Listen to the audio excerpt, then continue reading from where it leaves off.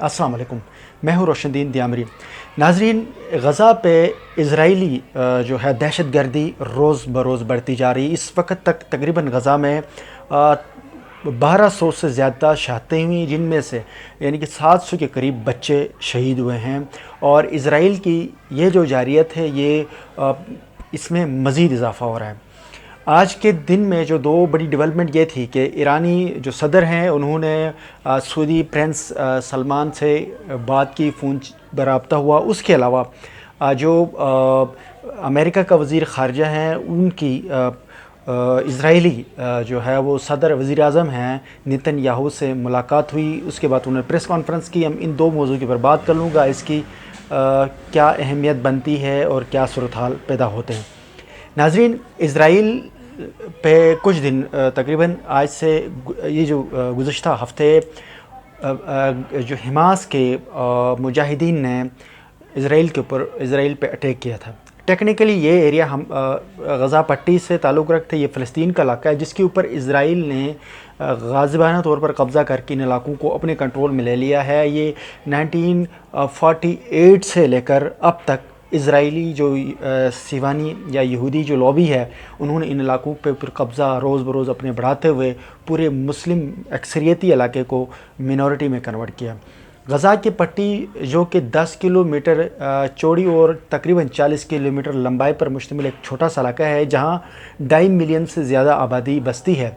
इन इलाकों के ऊपर इज़राइल जो है वो यक के बाद दिगर मिज़ाइलों से हमला और ऐसे हमले किए जिससे तबाही मची हुई। इस वक्त तक तकरीबन 1300 से ज़्यादा शहादतें हुई है, 700 से ज़्यादा उनमें बच्चे हैं।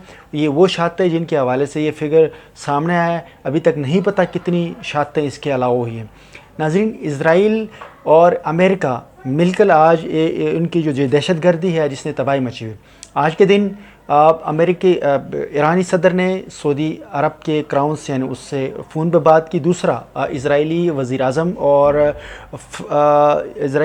और अमेरिका के वज़ीर ख़ारजा की एक प्रेस कॉन्फ्रेंस हुई, उस पर बात करूँगा मैं।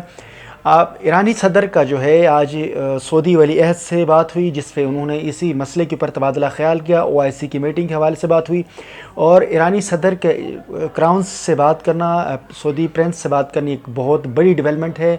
चूँकि सऊदी अरब और ईरान के बीच ताल्लुकात बहुत सख्त ख़राब थे। गुज़श्ता अरसे में चाइना ने इस मसले को जो है वो ख़ुद टैकल किया। चाइनीज़ गवर्नमेंट ने बीच में आकर ये मसला जो है रिज़ॉल्व हो गया। उसके बाद इनकी एम्बेसीज़ ओपन हो गई और ईरान और सऊदी अरेबिया के बीच में ताल्लुकात नॉर्मल हो गए। उसके बाद ये पहली दफ़ा है तकरीबन कोई 10 सालों में कि ईरानी सदर जो है वो सऊदी अरब के हुक्मरान हैं जो प्रिंस सलमान, उनसे बात की जिस पे उन्होंने कहा कि इस मसले के ऊपर क्या हिकमत अमली है।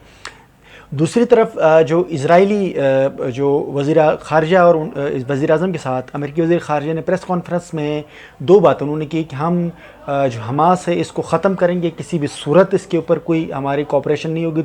और दूसरी अहम बात यह है कि जब तक हमास से तमाम के जो अपने लोगों को बाजियाब नहीं करते और हमास को जब तक ख़त्म नहीं करते तब तक हम गज़ा पट्टी में ना पानी, ना बिजली, ना खुराक किसी को नहीं देने देंगे, ना इंटरनेशनल किसी को एड लेने देंगे। नाज़रीन, जब यूक्रेन के ऊपर रशिया और यूक्रेन का मसला था तो उस वक्त इन तमाम हरामखोर इंटरनेशनल ये दुनिया जो अमेरिका, यूरोपीय यूनियन, बरतानिया समेत जितने डकैत हैं जिनके आज हम ग़ुलाम हैं, इन लोगों को तकलीफ़ होती थी कि ये रशिया के ऊपर बातें करते थे कि इंसानी ह्यूमैनिटेरियन बेस के ऊपर आपने एड नहीं बंद करने।